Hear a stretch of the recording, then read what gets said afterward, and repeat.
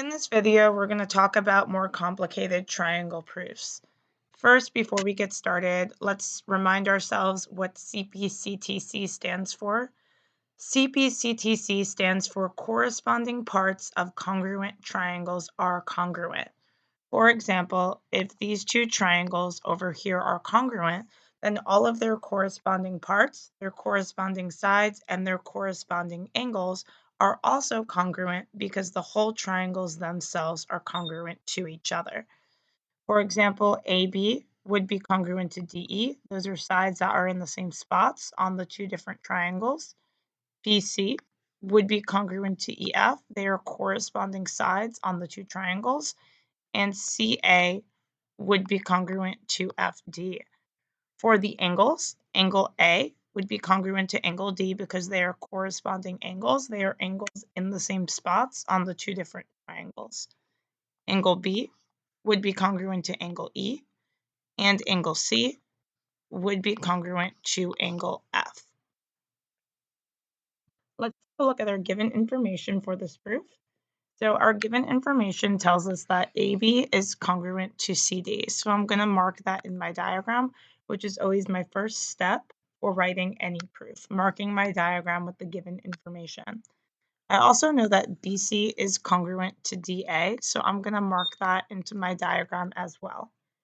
And I also notice the shared side between the two triangles, so I can say that AC is congruent to itself, and that would be by the reflexive postulate. So taking a look at my proof statement, I want to prove that angle B is congruent to angle D. Angle B and angle D are in the same position, the same spots of the two different triangles. So angle B and angle D are corresponding angles of the triangles that they are in. I want to prove corresponding angles are congruent. I'm going to do that using CPCTC. And remember, before we can use CPCTC, we have to first know that the triangles themselves are congruent.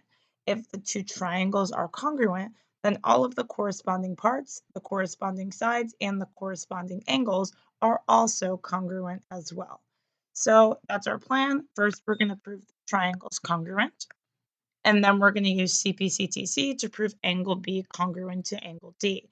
I see from our given information and from the conclusions that we drew that we have side, side, side in the two triangles. So we're going to be proving the triangle's congruent using SSS. So take a second, pause the video, and try to write up the proof yourself. Remember, everything that is marked in the diagram that we need to prove SSS needs to end up in the proof. This was a short proof. Let's take a second and make sure that everything we needed for SSS actually ended up in our proof. So from our givens, we had two of the sides that we needed, AB congruent to CD, that was one of our S's for SSS, and AD congruent to BC. That was a second S for SSS. Our third S came from the reflexive postulate, the shared side, and there we have all the information that we need for SSS to make the triangle congruent. And after that, it's one more step to prove the corresponding angles congruent with CPCTC. Let's take a look at the next proof, and let's start off by reading the given information and marking the diagram. So AB and CD bisect each other at point E. Since they're bisecting each other, they are both getting bisected, which means cut into two congruent parts. So not only is AB getting cut into two congruent parts, but CD is also getting cut into two congruent parts since they are both bisecting each other.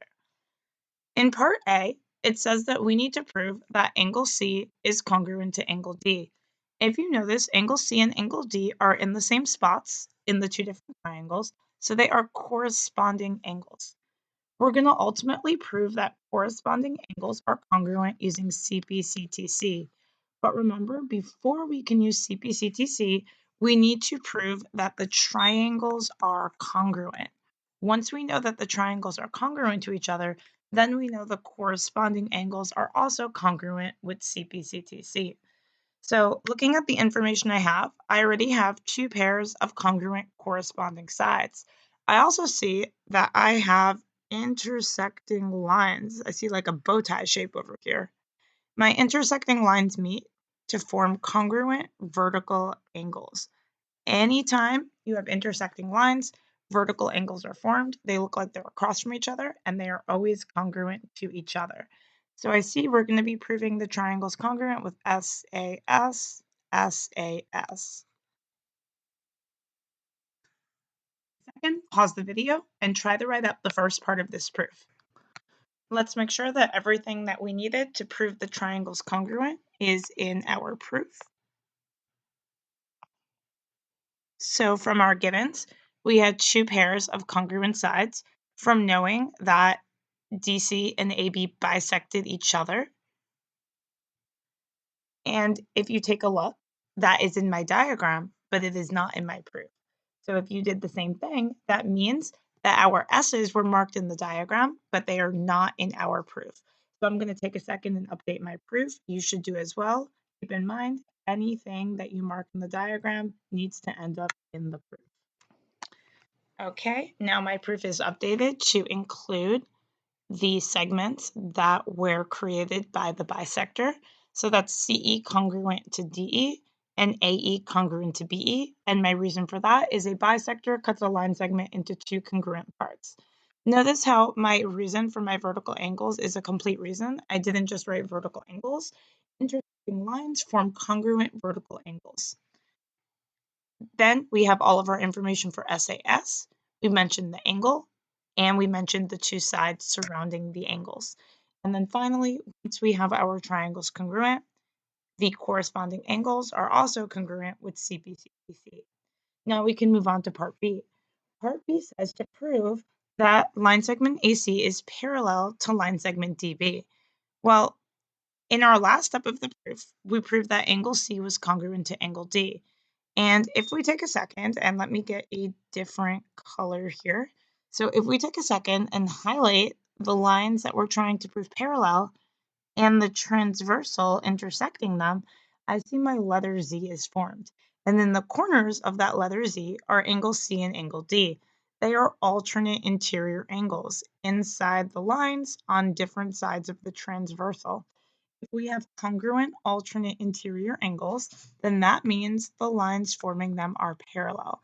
Remember that showing that alternate interior angles are congruent is one way to prove lines are parallel. So that's just going to be one more step in my proof.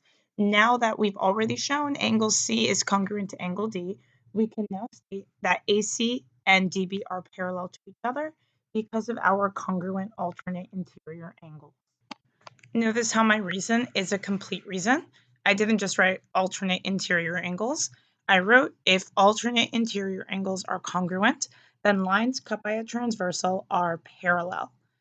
Finally, part C, if we know that angle C is 2x plus 7 and angle D is 3x minus 14, we can find x by setting these two angles equal to each other. We actually proved that they were congruent to each other. We know that they're congruent alternate interior angles, so if we set them equal to each other, we can take a second and we can solve for x. I'm going to subtract 2x from both sides, and I'm going to add 14. So here we have 21, and here I have x. So x is equal to 21. Let's take a look at this proof over here. So let's take a look at the given information. So we're told that segments AEC and BFC intersect at point C, and I can see that from the diagram. They definitely do meet at point C. I'm told that angle 1 is congruent to angle 2. CE is congruent to CF, and that EA is congruent to FB. And our goal is to ultimately prove that angle 3 is congruent to angle 4. So notice how angle 3 and angle 4 are in the same spots in the two triangles that they're in. That means that they're corresponding angles. So remember, in order to prove that corresponding angles are congruent, we're going to ultimately be using CPCTC. And before we can use CPCTC, we first need to prove that the triangles are congruent to each other. How we are going to do that. So I see a shared side between the two triangles, so I know that's going to be congruent to itself by the reflexive postulate. I see markings on this side of each of the triangles, And I also see that we have the congruent angles in between. So it looks like we are going to be using side angle side here. The only problem is that to use side angle side, we need the full side of one triangle congruent to the full side of another triangle. Right now, we know that this part CE of this side is congruent to CF and that EA is congruent to FB, but we don't have the full side CA congruent to the full side CB. But if we have the pieces, we can definitely put them together using the addition postulate. When we have information that's too small and we need to make it bigger, that sounds like the addition postulate. Now we have all of our pieces for SAS. Let's write them up in a proof. Pause the video and try to write it up as well. Okay, so let's make sure that we have everything in our proof needed for SAS. So from our givens, all we had was the pieces of the side, but we also had angle 1 and angle 2. So angle 1 and angle 2 were the angles that we were going to use for SAS. From the reflexive postulate, we had the shared side of the triangle CD congruent to itself, so that was one of the sides that we were using. So we mentioned one of our S's and our A's, we just need to get the other S's. And we said that we could combine the pieces to get the full side CA and CB using addition. So to make CA, we need to do CE plus EA, so that's over here, that part of the addition postulate. And notice how that makes CA. And to make CB, we need to combine CF and FB together to make the whole line segment CB. So that's our addition postulate. Since this plus this is this, and this plus this is this, we are substituting the addition with what it actually is. So that's the substitution postulate. Now we have the two triangles congruent by side, angle, side, side, angle, side. So once the triangles are congruent, we know that their corresponding angles 3 and 4 are also congruent due to CPCTC. Okay, here once again, we're going to mark the diagram. So we know that DC is congruent to DE. We know that angle X is congruent to angle Y. And we also know that angle Z is congruent to angle W. And our goal is to prove that AE is congruent to AC. So AE is right over here, and AC is right over here. So I see that AE is a side of this larger triangle over here, and AC is a side of this larger triangle over here. So ultimately, prove that AE is congruent to AC, we're going to use CPCTC. And before we can do that, we do need to prove these two large yellow triangles are congruent to each other. I do see that triangles ACD and AED share side AD. So that is congruent to itself by the reflexive postulate. And I do see that to start off with, we had another pair of congruent sides, and we have some information about the angles in between. So that looks like it's going to be side, angle, side, side, angle, side. The only problem is right now we don't have this full angle. We have the two pieces. And over here, we don't have this full angle. We have the two pieces. So just like in our last example, we're going to have to combine the pieces together with addition to get this full angle ADE and this full angle CDA. So let's pause the video and write up our proof. Please do the same, and then you can check it out. Okay, let's check our proof. So from our givens, we have the first S, DC, and DE. Then we have our second X, the second S, the second side, the shared side, using the reflexive postulate. And then to get the whole angles in between, we did need to use the addition postulate. Angle W plus angle Y makes angle ADE, and angle Z plus angle X makes the larger angle here, angle CDA, that we need. Then we have SAS, and once the triangles are congruent, side AE and AC, those are corresponding sides of the two triangles, so they are congruent by CPCTC. Here we have overlapping triangles. So two strategies for working with overlapping triangles are to color code the different triangles and to separate the triangles and draw them separately. So I'll start off with color coding the two triangles. So I'm going to highlight one of the triangles in a different color. so that they are two different colors from each other. I'm going to mark the diagram with my given information. So DA is perpendicular to AB. That means they form right angles where they intersect. CB is perpendicular to BA. Once again, that means they form right angles where they meet. And we also know that angle CAB, A is in the middle, so it's here, is congruent to angle DBA. B is in the middle, so it's right over here. It's still a little bit hard to see what's going on, so I am going to draw the two triangles separately. So I'm going to draw my yellow triangle over here, and I'm going to draw my black triangle right over here.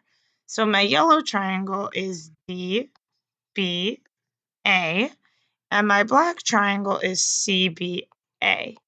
And I'm going to mark the diagram with what we already had so that we can just see it more clearly.